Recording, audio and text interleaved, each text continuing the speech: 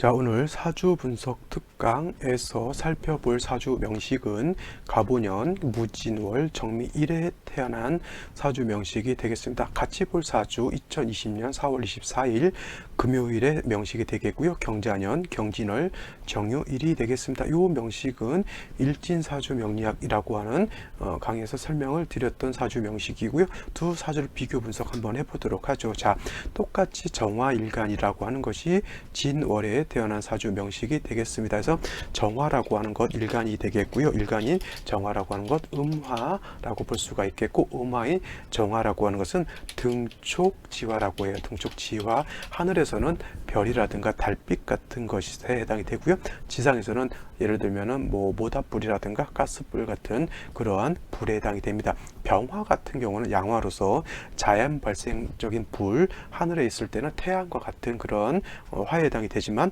반대로 정화라고 하는 것은 태양과는 달리 자연 발생적인 불이라기보다는 인위적으로 사람이 만들어내는 그런 불과 같은 겁니다. 병화라고 하는 것은 태양지화이기 때문에 굉장히 밝고 굉장히 뜨거운 그런 성향을 갖지만, 정화라고 하는 것은 제 말이 뜨거워봤자 태양만큼 밝지 못하고요. 태양만큼 뜨겁지 못합니다. 단 한 가지, 경금을 녹여서 경금을 단련해서 기물을 만들 수 있는 것은 정화로서 단련을 할 수 있는 것이고, 병화로서는 단련할 수 없다. 병화가 더 뜨거우니까 경금을 더 단련을 잘 할 것 같은데, 이렇게 생각하시면 돼요. 병화는 너무 뜨겁기 때문에 경금을 녹여서 내지는 시뻘겋게 달궈서 단련하는 것이 아니라 완전히 녹여서 없애버린다, 이렇게 생각하시면 더 이해가 잘 될 겁니다. 정화 같은 불이 있어서 적당히 뜨겁게 만들어야, 적당히 시뻘겋게 만들어야지만 쇠가 약간 물러져 가지고 두들겨서 기물을 만들 수가 있는 것이, 완전히 녹여서 끓어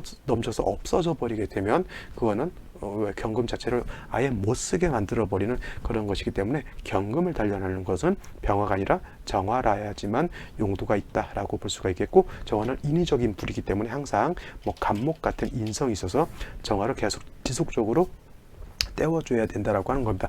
지금 현재 가스가 보편화돼서 도시가스가 들어오게 되잖아요. 그래서 겨울 같은 경우에는 집집마다 가스 보일러가 있습니다. 그래서 그냥 버튼 몇 개만 눌러놔놓으면 지가 알아서 가스가 들어가서 보일러가 돌아가가지고 집을 난방을 하지요. 근데 옛날 같은 경우, 저 어렸을 때만 해도 서울에서 연탄불을 많이 피웠습니다. 그래서 연탄불은 제때제때 갈아주지 않고 깜빡하게 되면 연탄불이 홀라당 다 타버리고, 그 다음에 날아가 버리게 되면 겨울에 아궁에 연탄불 없으면 그 겨울에는, 그날 밤은 굉장히 오돌오돌 떨면서 굉장히 좀 고생을 많이 합니다. 그리고 연탄불 피워보신 분들은 알겠지만 불 조절을 굉장히 잘해야 돼요. 너무 바람 들어가는 구멍을 크게 해놓으면 금방 타버리고요. 너무 또 막아 놔버리면 오히려 불이 꺼져버립니다. 그래서 적절하게 불구멍을 잘 맞춰놔야지만 적당한 온도로 해서 지속적으로 오래 탈 수가 있는 겁니다. 그죠? 그래서 정화라고 하는 것은 마치 그러한 연탄불로 본다라고 하면, 불구멍을 조절하는 것은 경금으로서 조절해주는 것이고, 연탄이라고 하는 것은 간목에 해당이 되는 것이고, 그 안에서 활활 타오르고 있는 불은 정화로 볼 수가 있어요. 그래서 간목이 정화를 생조해 주는데, 예를 들어서 바람이 너무 많이 들어가게 되면 금방 타버려서 날아가게 되고, 그 다음에 바람이 너무 안 들어가도 불이 꺼져버리는 그러한 것에 해당이 되죠. 그래서 경금으로서 그거를 잘 조절시켜주는 것이 바로 그런 불 조절하는 것이 바로 경금에 해당이 된다, 이렇게 생각한다라고 하면 좀 재미있게 공부해 볼 수도 있겠습니다. 그래서 이렇게 경금이라고 하는 것이고요. 그 경금이라고 하는 것이 태어난 월령은 진월이라고 하는 그런 계절인데, 진월이라고 하는 것은 4개월로서 아까도 설명드렸죠. 이거는 토왕절에 해당이 되고, 토왕절이라고 하는 것은 정화 입장에서 진토라고 하는 것은 상관에 해당이 되죠. 그래서 격은 상관격이 되는데, 화토가 일간 화가 되고 상관 토가 돼서 화토 진 상관 격이 된다라고 말씀을 드렸습니다. 일간은 약하고 상관 토가 왕하기 때문에 반드시 간목이 있어서 그 간목으로서 일간을 도와주게 되고, 간목으로서 토를 절제시켜 줘야 되는데, 먼저 봤던 이 명식은 정화가 진월에 태어나서 상관격에 진유합금하고 경금이 줄여서 재성이 왕한 중에 자수가 있어서, 이 사주는 아까 뭐라 그랬어요? 제살 태왕한 사주라고 본다라고 해서 이 사주는 이 명식은 정화가 3주까지만 놓고 봤을 때 아무데도 뿌리 둘 데가 없습니다. 그래서 이러한 사주 같은 경우는 생시에서 화 내지는 목을 봐야지만 그나마 중화가 될 수 있는 사주, 이렇게 설명을 드렸는데, 오늘 같이 비교 분석할 이 명식 같은 경우에는 똑같이 정화가 진월에 태어났고요, 일지에서 밑으로 봐 정미일주가 되고, 그 다음에 무토가 투출하게 되면 이렇게 놓고 보게 되면 완전한 화토진상관 격이 되는 거죠. 진중에 있는 본기 무토가 투출되어 있기 때문에 요거 같은 경우에는 상관이 진짜 왕합니다. 그래서 간목으로서 소토하게 되고, 그 다음에 정화의 뿌리를 만들어주면 좋은데, 이 사주는 굉장히 좋은 게 뭐냐면 연에서 가보를 봤다라고 하는 거예요. 자, 정화가 오를 보게 되면 일간이 뿌리를 내립니다. 단 한 가지, 오는 정화만 뿌리를 내리는 것이 아니라 무토 또한 오에 뿌리를 두기 때문에 화토 세력을 얻지만, 일간도 세력을 얻지만 상관도 세력을 얻는다. 그러면 화토가 같이 왕해지게 되는 것이죠. 그럼 상관이 왕해지게 되는데, 간목을 보게 되면 이 간목으로서 토를 제할 수가 있어요. 제할 수가 있죠. 근데 딱 놓고 봤을 때 진월의 무토, 진월의 간목, 어떤 것이 더 왕할까요? 당연히 간목보다는 무토가 더 왕하게 되고요. 자칫 잘못하게 되면 토다목절이 될 수가 있겠고, 토다목절이라고 하는 것은 원래는 목이 토를 극해서 목극토 하지만, 그죠? 목토극이 아니라 목극토라고 해야 되는 것이 맞죠? 그래서 목이 토를 극하지만 반대로 토가 너무 많게 되면 목이 부러진다라고 하는 거예요. 땅이 굉장히 다져진 땅이 굉장히 많은데 그거를 삽으로 파다 보면은 삽자루가 부러지게 되죠. 이것이 원래 삽은 땅을 파는 용도로서 쓰는 목에 해당이 된다라고 봤을 때, 땅이 다져진 땅이 너무 왕하게 되면 뭐예요? 삽자루가 부러지게 되면 목이 부러지는 거하고 똑같습니다. 거기다 대고 이렇게 화가 있게 되면 토다 목절만 되는 것이 아니라 또 목다화 식이 아니라 화다 목분 될 수도 있다라고 하는 겁니다. 화다 목분. 화가 너무 많게 되면 뭐예요? 목이 타서 없어지는 겁니다. 그래서 이 사주 같은 경우에는 간목을 쓰기 위해서는 반드시 수도 같이 있어줘야 돼요. 물이 없으면 이 간목은 말라 비틀어진 고목이 되고, 고목은 토를 극할 수 있는 것이 아니라 오히려 화를 생해서 땔감으로밖에 쓸 수가 없는 겁니다. 근데 중요한 건 진중에 있는 수는 계수하는데 매우 부족한 수가 되는 것이죠. 그래서 이 사주 같은 경우는 일간 자체가 뿌리가 있기 때문에 이 목을 살려서 토를 제하는 것이 굉장히 중요한 그런 글자가 된다라고 하면, 목이 살라고 하면 생시에서 다시 수를 좀 더 보충해 주면 되겠어요. 수생목해서 요 간목의 뿌리를 간목을 생주해 주거나 다시 목이 있어 준다라고 하면 이런 사주 같은 경우는 간목이 살아나서 토를 제해 주고 다시 정화를 생주해 줄 수 있는 그런 좋은 국세가 될 수 있다, 이렇게 볼 수가 있는데, 이렇게 보죠. 이렇게 갑진된다라고 하면 갑진시가 된다라고 하면, 이것도 한번 갑진시 같이 비교를 한번 해볼까요? 이렇게. 자, 갑진시 똑같이 갑진신데, 이거 같은 경우는 이렇게 3주까지만 놓고 봤을 때 재성과 관살이 너무 왕한 사주였는데, 갑진이 온다 하더라도 이거는 자진합을 하게 되고, 유금은 진토하고 합을 하게 되면 진유합금, 자진수구, 다시 재살이 왕해지게 되죠. 그래서 간목이 진에 뿌리를 둔다 하더라도 여기는 수국의 형성, 여기는 금국의 형성이 되기 때문에 간목 자체가 이렇게 세력을 얻을 수가 없습니다. 단 더하여 금이 너무 많게 되면 이거는 금이 목을 극해서 벽갑 인정도 물론 안 된다라고 볼 수는 없겠지만, 이거는 재성이 너무 많아서 문제가 되는 것이고요. 재성이 너무 많으면 인성을 적절하게 조절하는 것이 아니라 그 경금이 간목을 완전히 부숴버리는 그런 현상이 나타난다라고 말씀을 드렸죠. 이거 같은 경우에는 금이 있는 것이 아니라 토가 너무 많아서 문제인 것이고, 여기 연간에 있는 간목 가지고 혼자 이거를 감당하기가 좀 힘든 그런 상황이었는데, 생시에서 갑진 이렇게 오게 되면 이 간목을 가지고도 또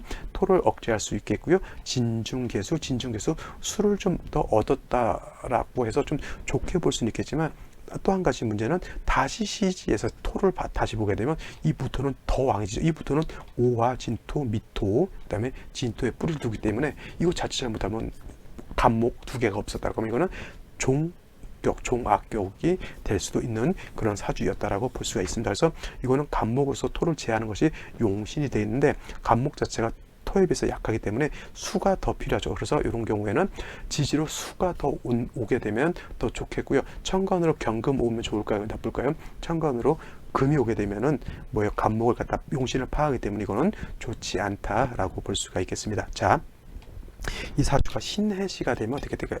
신해시 이렇게 된다라고 하면 신해시가 되면은 자, 간목으로서 토를 제하고 간목으로서 정화를 좀 생조해 주는 것이 필요한데 간목이 진중에 있는 개수가 저는 좀 부족하다라고 말씀을 드렸는데 연지 해수를 보게 되면 이거는 해수하고 미토하고 이렇게 볼 수 있어요. 해미 반합 회국하게 되면 이거는 목이 좀 왕해지는 것으로 볼 수가 있겠습니다. 어떤 분들은 이제 미토하고 해수 사이에 묘목이 들어온다라고 해서 해묘미 목국을 보이지 않게 짠다라고 보지만 그렇게까지는 보기는 좀 힘들고요. 해미가 반합 회국해서 목의 기운이 좀 살아난다라고 볼 수가 있겠고, 또 간목이 미에 뿌리를 둘 수 있죠. 진에도 뿌리를 둘 수가 있겠고, 해수는 간목의 장생처이기 때문에 이렇게 보면 간목 자체도 약하지 않다. 그래서 간목으로서 뭐예요? 토를 어느 정도 절제시켜 줄 수가 있겠고, 그 관성인 해중에 있는 임수, 해중에 있는 간목이 간목을 도와주는 그러한 글자에 해당이 된다라고 볼 수가 있겠습니다. 이러한 사주는 다시 토라든가 다시 목이 왕해진다라고 하면 다시 토가 왕해지는 결론을 낳기 때문에 토가 다시 왕해지게 되면 목이 부러지게 되고요. 그 다음에 토가 다시 왕해지게 되면 수를 매몰시키는 그러한 역할을 하게 됩니다. 그래서 초년 운세를 놓고 봤을 때 이렇게 이때까지 한번 보게 되면 자, 기사 사가 오게 되면 화가 왕해지는 것이고, 또 사는 여기에 있는 해수하고 충을 하게 되면 물론 사화도 깨지게 되지만 해중에 있는 수, 목도 같이 깨지게 돼 있고, 얘가 깨지게 되면 여기에 뿌리를 뒀던 간목이 약해지게 되겠죠. 그죠? 그렇게 되면 토는 왕해지게 되고 간목이 약해지기 때문에 용신으로서 간목이 약해진다라고 하면 상관이 다시 왕해져서 뭐예요? 지나친 상관으로 인해서 일간의 기운을 많이 과살시키는 역할을 하게 되고요. 그 다음에 경호시가 되면 어떻게 될까요? 지지로 오화가 왔습니다. 오미합도 되게 되니까 지지로 화토가 다시 왕해지게 되는데, 천간으로 경금, 아까 제가 말씀드렸죠? 금이 오게 되면 좋을까요? 나쁠까요? 이것 같은 경우는 금이 너무 많아서 이거 간목이 완전히 바스러졌다라고 하면, 이거는 모양이 어떠냐면은 무토가 있어서 정화의 기운을 많이 뺏어가는 중에 간목으로서 잘 조절하고 있었어요. 근데 경금이 오게 되면 얘는 간목을 갖다 파죠. 그러면 얘가 정화의 기운을 도둑질해 가는 것을 간목이 막고 있었는데, 얘가 얘를 파하게 되면 무토가 정화의 기운을 도둑질하는 것을 능히 아무 통제됨이 없이 해갈 수가 있는 것. 그러면 일가원이 과설될 수 있다라고 하는 것. 그러니까 기사대운, 경호대운, 신미대운 좋아요, 나빠요? 나쁘다라고 볼 수가 있어요. 신미대운도 마찬가지로 또 이것도 오미합하게 되니까 다시 토가 왕해지게 되는 것이고, 신금 같은 경우에는 물론 간목 자체를 파극할 수 있는 힘은 떨어진다 하더라도 대운 자체가 화토운이기 때문에 결코 좋지는 않다, 이렇게 볼 수가 있겠습니다. 그런 식으로 놓고 보면 갑술대운도 썩 좋지는 않을 겁니다. 그죠? 갑술대운은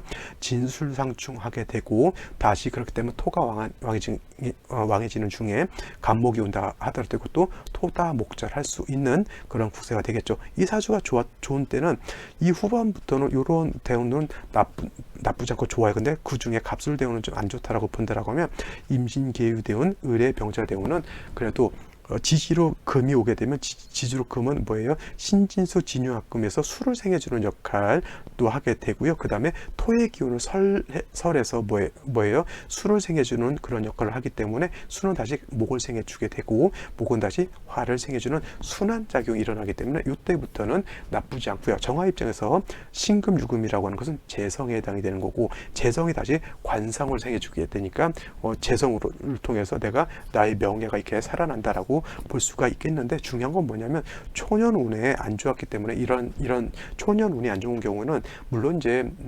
주경야독 내지는 어려운 환경 속에서도 자기가 알바를 해서라도 공부를 이렇게 열심히 하는 사람도 있겠지만, 대체적으로 초년운이 안 좋은 사람들은 뭐예요? 학업운이 많이 부족하거나 학업운이 안 좋은 학교를 많이 못 다니는 경우가 많이 있겠고요. 특히나 15부터 24살까지 경금이 왔을 때는 인성을 갖다가 파해버리기 때문에 이런 때는 뭐예요? 재성이 문제가 되는 거고, 재성으로 인해서 인성이 파하게 되기 때문에 이런 경우는 재성이 문제라서 공부를 못하는 거죠. 예를 들면 집안 형편이 매우 안 좋아서 돈이 없어서 공부를 못하는 그런 경우, 그래서 이런 경우에는 초년에 아주 어렸을 때 일찍부터 알바를 한다거나 일찍부터 산업전선에 뛰어나가서 신문 배달을 한다거나 이런 경우가 많이 있습니다. 그래서 초년에 고생을 많이 했다라고 하면 오히려 이런 대운이 왔을 때는 재살이 있어가지고 관살인데 이 관살은 어차피 목을 생해주는 역할을 하게 되고요. 개수는 또 토를 갖다가 묶어놓는 그런 역할도 하기 때문에 이 대운이 좋아요. 그래서 배운 것은 많이 못했다 하더라도 뭐예요? 요즘 같으면 찜질방 같은 거 있죠? 이런 것을 이때 좀 인수를 해가지고 돈을 많이 벌었던 그러한 사주가 되겠습니다. 그래서 이런 경우 토가 많아서 문제인 것인데 초년 대운에 토가 다시 왕해지는 운세, 병이 되는 운세가 다시 살아나는 운세는 좋지 못한 것이고요. 그거를 중화시킬 수 있는 운세를 만나게 되면 다시 발복할 수 있는 그런 환경인데 이 같은 경우는 갑술때 중간 한 10년 전 55세부터 64세까지는 조금 불안하다. 그렇다 하더라도 천간에 간목이 투출돼서 들어왔기 때문에 조금 안 좋다고는 하지만 세운에 따라서 조금 더 나빠질 수도 있겠지만 그래도 버틸 수 있는 여력은 있다. 그래서 이런 사주가 30대 중반부터 발전해서 노후까지 안정적으로 살아갈 수 있는 그러한 사주 명식이다라고 보면 되겠습니다. 자, 이 사주는 목을 용신으로 쓰는 사주, 그 다음에 수로서 목을 보좌해주는 사주인데 토가 너무 많게 되면 목은 토다 목절, 그 다음에 수는 토가 많게 되면 토에서 매몰되잖아요. 그래서 요 사이를 통관시켜 줄 수 있는 것이 뭐였냐면 금이었습니다. 그래서 정화 입장에서 금이라고 하는 것은 재성이잖아요.